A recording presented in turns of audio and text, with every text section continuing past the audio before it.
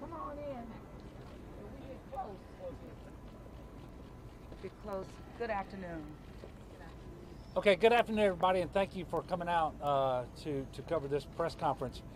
We just completed a modified Unified Command Group meeting that was combined between NOSEP and GOSEP. NOSEP obviously being New Orleans, GOSEP being the state effort on the potential weather situation that we have coming because of a tropical storm, also because of the impact that it may have on the operation here with respect to the collapsed hotel.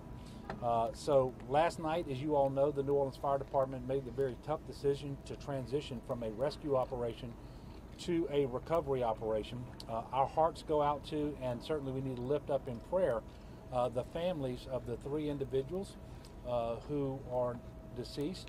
And we also have a number of individuals who were hurt, one of whom remains in the hospital. And so I'd ask people to lift them up in prayer. As you know, of the 3 fatalities, only one of those have actually been removed from the hotel.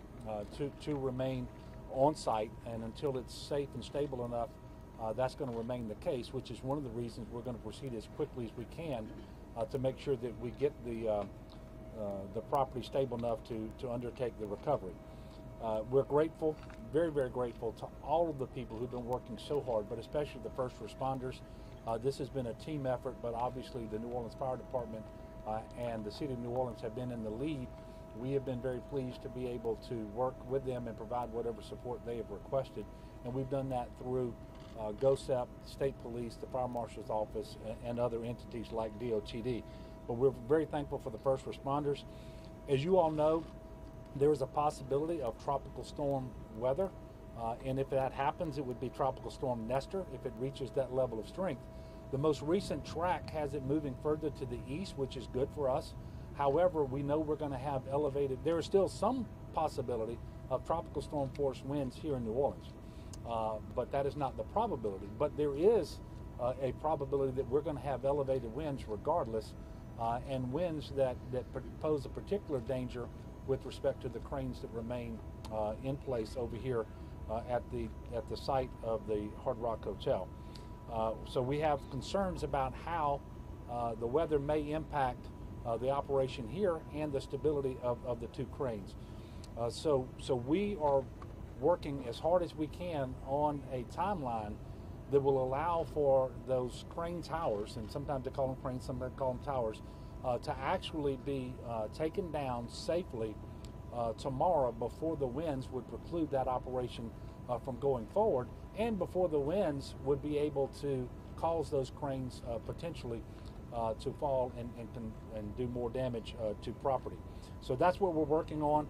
I have received Mayor Cantrell's request that I ask the Small Business Administration to declare the appropriate disaster and ask the Small Business Administration for assistance for the businesses that have been impacted because the traffic, but also because of the cordoned off area.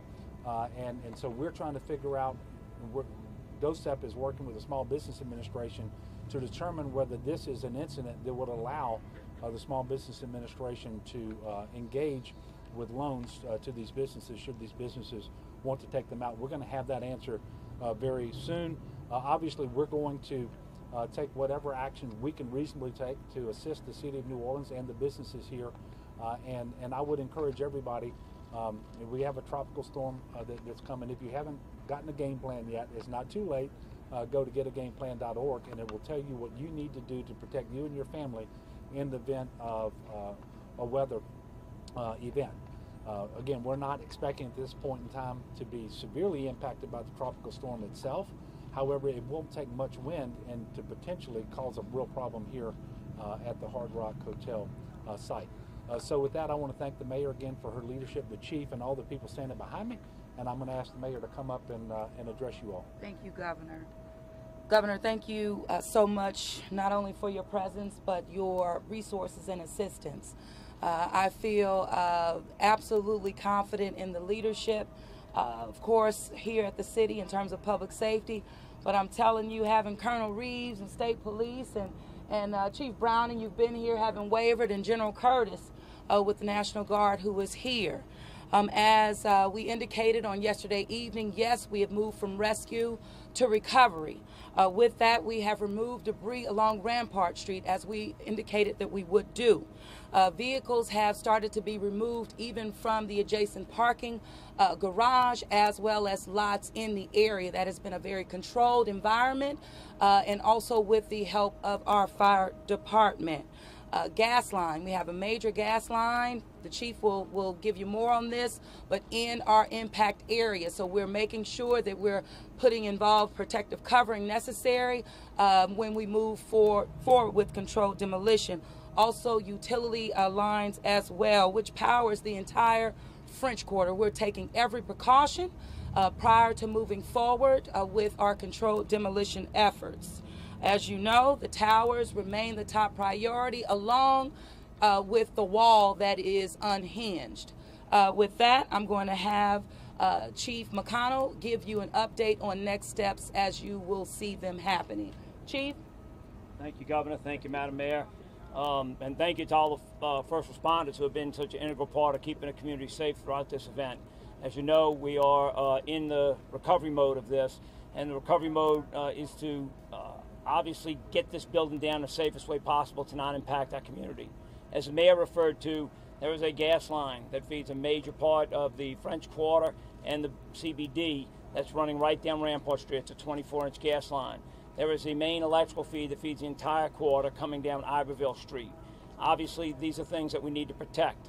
So the plan we've chosen to take these things down is using what in their business they call energetic material. This is an explosive, small explosives that will damage in a very methodical way, damage the crane in a way to bring it down in an exact location is the goal. Obviously, something like this is not a science. It's not something you practice. It can't be taken into consideration, the damage that these towers have had. These towers, as I was heard repeated every day to you, are dramatically damaged. They moved, the rear tower moved 4 inches overnight. The one in the front moved 2 inches. They're not designed to do that. So we're working now, as you see behind us, we have our cranes, we have our experts, the engineers, and the team that's going to take this down. They're working to do that. We did get the material in, and they're working to get that done. It's going to take over 24 hours to get everything set up and in place, and do it once again to make sure we don't lose a life. Although it's important to get them down, it's important that we do it without hurting anyone. And so we're doing that. Our USAR team is here standing by. We're still assisting OSHA to get their investigation done. And I want to be very clear, we're talking about taking down the cranes only. You will very shortly be getting notifications from New Orleans Office of Homeland Security about the increased evacuation zone. Your firefighters and other first responders will be going door to door to everyone, handing them written messages, putting door hangers on to inform them of exactly what precautions need to be taken. The evacuation zone will be sufficient to protect anybody from any possible impact, plus, as we did with this, a cushion on top of that. We will provide further information for people who may need a place to stay for this short window. It'll be a very short window of when the operation is going to take place, and then people will be able to return. We will provide all that information in detail so people have what they need. So pay attention, stay tuned, pay attention to readynola.gov, ready.nola.gov. Thank you very much, and once again, I cannot emphasize enough the thanks I have to all the first responders and to the state for stepping in to help us. Thank you very much. Thank you so much, and I'm going to call on Director Arnold with the Office of Homeland Security. Governor, Mayor, thanks. The public needs to pay attention right now, and they have been, and we're appreciative. Ready.nola.gov. Text your zip code to 888777. Follow us on social media at NOLA Ready. We are going to be updating you very soon and very constantly on how this is going to work. The Chief explained it. I don't need to go into it further, but this is going to be your conduit for information. We are also going to reach out to the public in the affected area in person. It's very important to pay attention. If you haven't already, follow those social media paths, follow ready.nola.gov. Governor explained what the storm is doing as good as anyone, as good as the National Weather Service. We're going to activate the city's EOC tomorrow morning. We'll be doing a dual purpose operation. The priority is here. The secondary priority will be this potential tropical weather and making sure that we're doing what we need to do to monitor that. Ready.nola.gov. Thank you. Thank you so much, Colin. And we have continued to support over 46 families that have been impacted by this incident in terms of housing. We have also a plan for a memorial service that will take place at 9 a.m. in the morning. It is private, but that is going to be the way that we memorialize our people who we've lost in the city of New Orleans. I also want to bring up our health director, Dr. Jennifer Avegno, to give you more details. Dr. Avegno? Thank you, everyone. Thank you, Mayor. Again, we continue to support those families and individuals who have not been able to return to their homes because of the evacuation zone with their medical, mental health, and social needs. We continue to support the needs of the families of the loved ones who we lost in this tragedy. We again have on-site counselors. We have mental health professionals, both English and Spanish speaking, on-site at the New Orleans Public Library and available 24 hours through both Metropolitan Human Services and Odyssey House, and we will continue to do that for the duration. As Mayor Cantrell said, we are working with the families to provide a service, a memorial service to honor their loved ones. It will be private, as we said, and certainly does not take the place of any arrangements that we may have later on, but we want to communicate how important it is for all of us to be there and stand with them throughout this entire process. And finally, we will be assisting the fire department and EMS in any temporary shelter that's needed once the zone is expanded.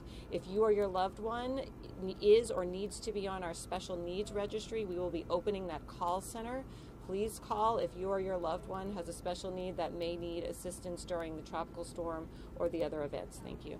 Thank you, Dr. Avegno. We also have our Secretary of Labor, Ava Dejois, who is with us and has activated resources working with the City of New Orleans, and the presence is also at the main library in terms of business services and employees that can no longer report to work at this time. It is worth saying that in addition to the resources that our governor has brought forth here, that also includes the Department of Environmental Quality as it relates to us being prepared for what is to come. We will take questions at this time. Thank you, Madam Mayor. WWL followed by the Advocate. For either the mayor or for either the mayor or Tim, what time is this going to happen tomorrow?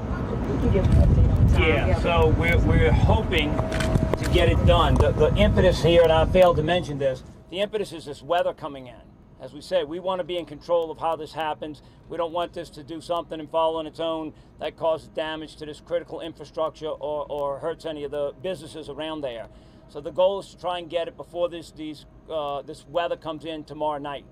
There are many factors that go into it. They're preparing what needs to be done. Wind, as the wind picks up, being able to put people up into that dangerous atmosphere in a bucket, which needs to be done to install these explosives, is all part of it.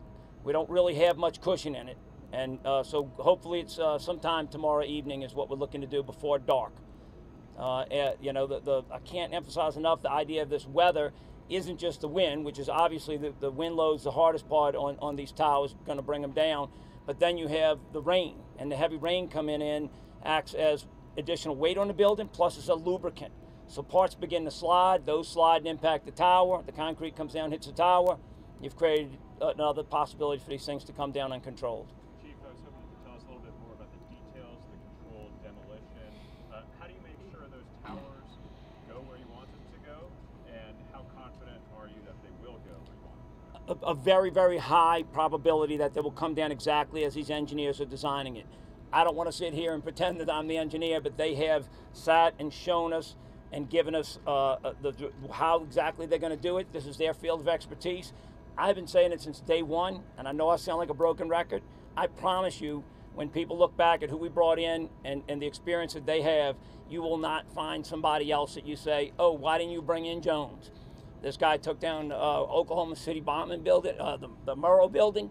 The other folks took down the buildings around the World Trade Center. There are 3, 4 contractors here who are involved in all those projects. All the buildings around the World Trade Center that weren't brought down, these guys are the ones that did that. I truly believe we have the best engineers as consultants, the best contractors, demolition, the largest demolition contractor in the country who does this on a regular basis.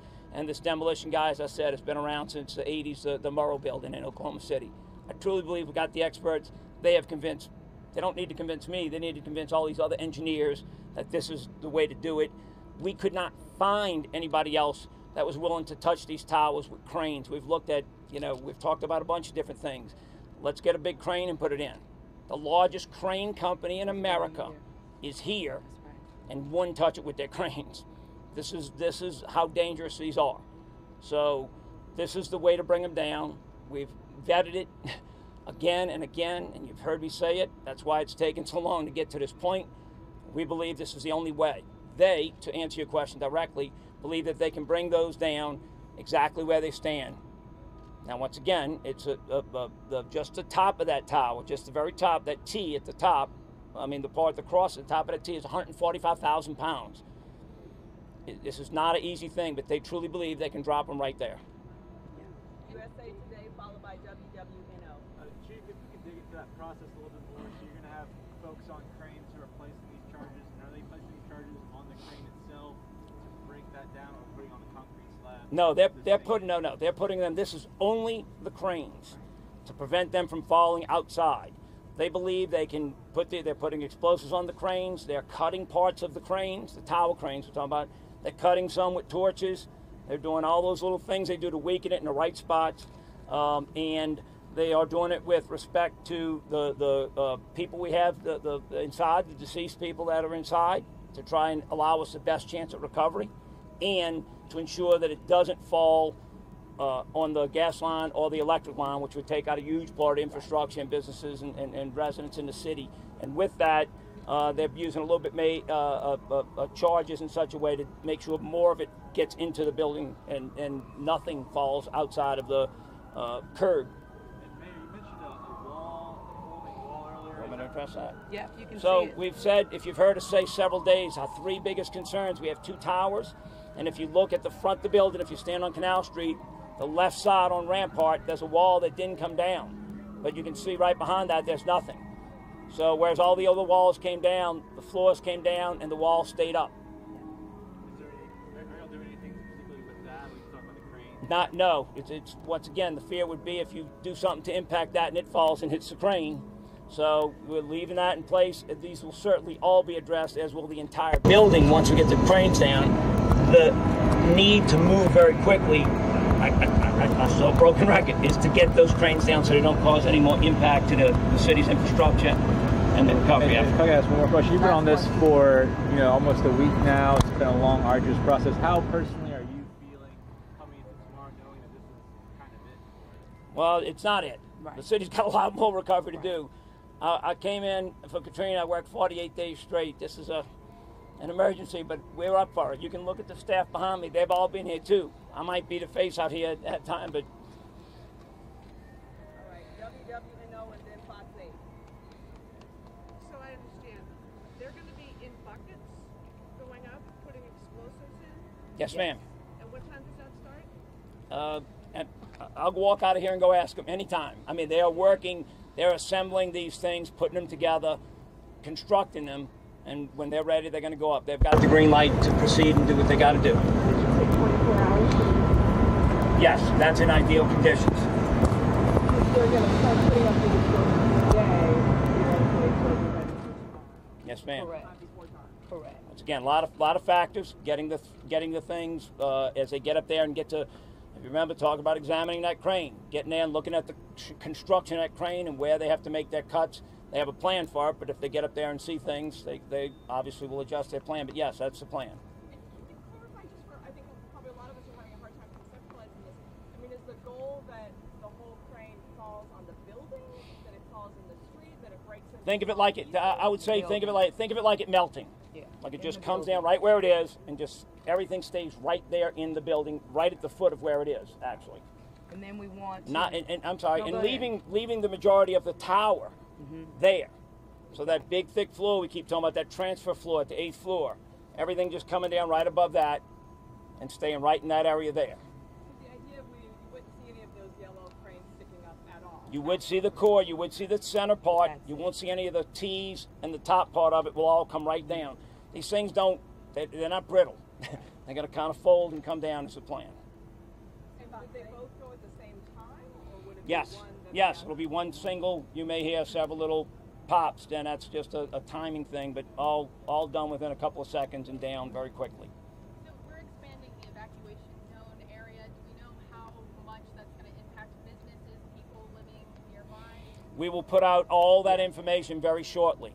It will expand from where it is now, probably another 150 or 200 feet, very, very specific published streets, door to door, knocking on doors, door hangers, informing everyone, provide a place for people to go. It'll be a very short window. I don't want to exactly say what it's going to be, but I think we're told, once again, about 3 or 4 hours. It's dynamic, right? Weather and everything, but we believe it'll be no more than 3 or 4 hours that people would have to be out of their homes.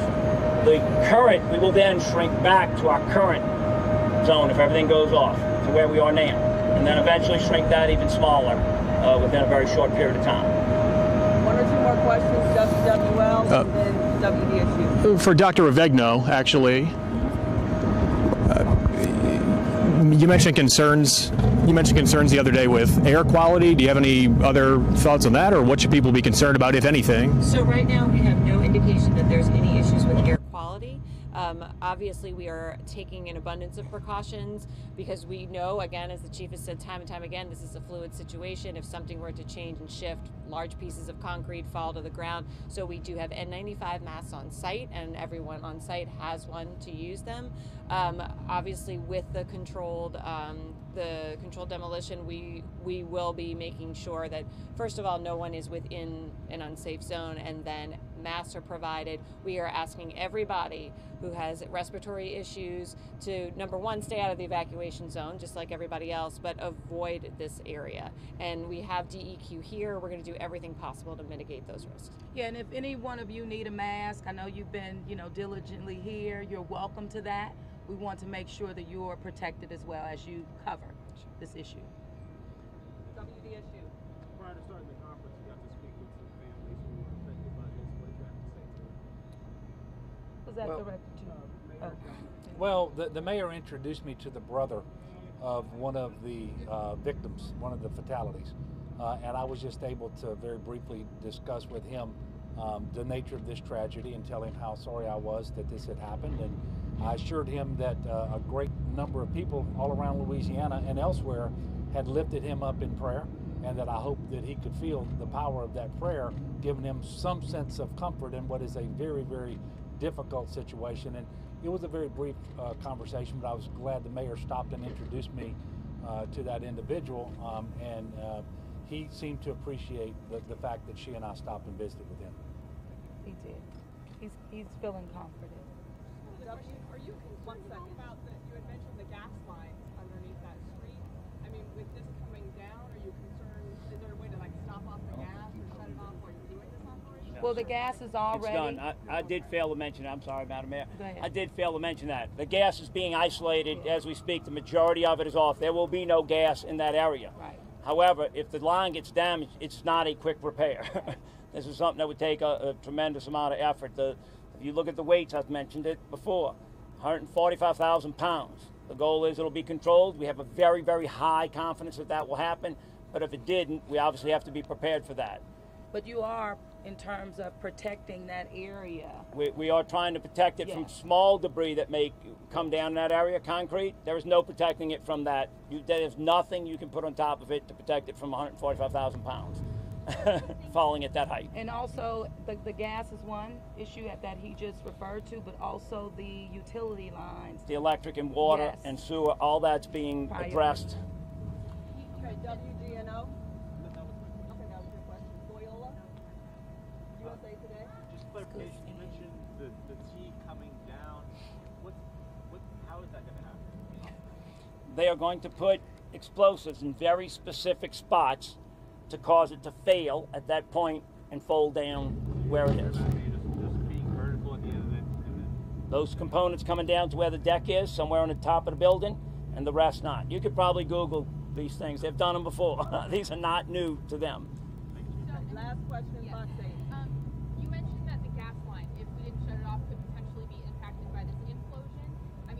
We do not think, if everything goes according to plan, we have no anticipation the gas line will be affected in any way. Is there anything else that could potentially be impacted other than just the melting of the crane? Everything will land in that site is the goal. The potential is, if something didn't go right, it could fall anywhere in the collapse zone that we currently have, obviously. We have no anticipation of that happening, but our job is to plan for that. We are emergency managers.